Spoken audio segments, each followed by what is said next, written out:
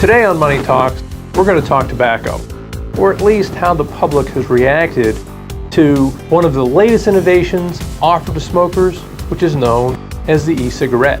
With us in the studio today is VIAe e-cig president and one of the pioneers in the e-cigarette industry, Jay Galletly. Welcome to the show, Jay. Thank you. Glad to be here.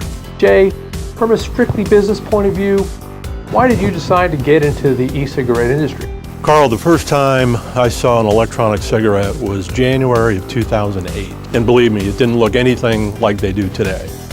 But I will tell you, my reaction was just sheer amazement.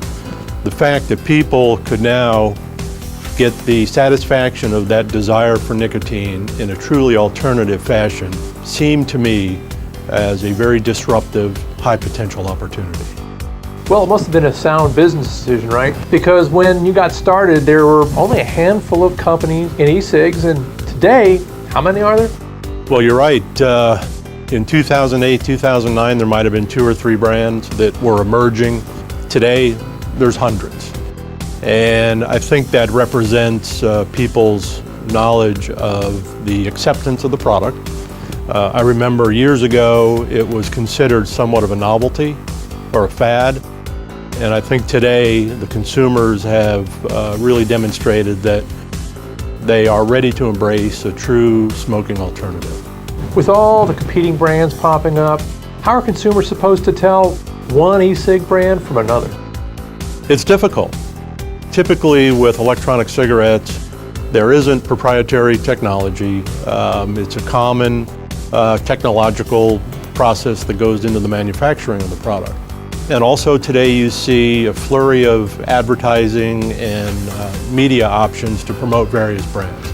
That doesn't always correlate though to customer satisfaction.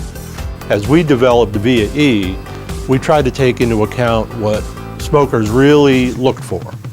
And there's a couple of reasons why people actually smoke. They smoke for the satisfaction of the nicotine. They smoke for the hand-to-mouth fixation. They smoke for the taste. And they smoke for the vapor, being able to blow smoke rings and see the smoke or the vapor exhale. We paid particular attention to the volume of the vapor and the taste. Nicotine anybody can deliver.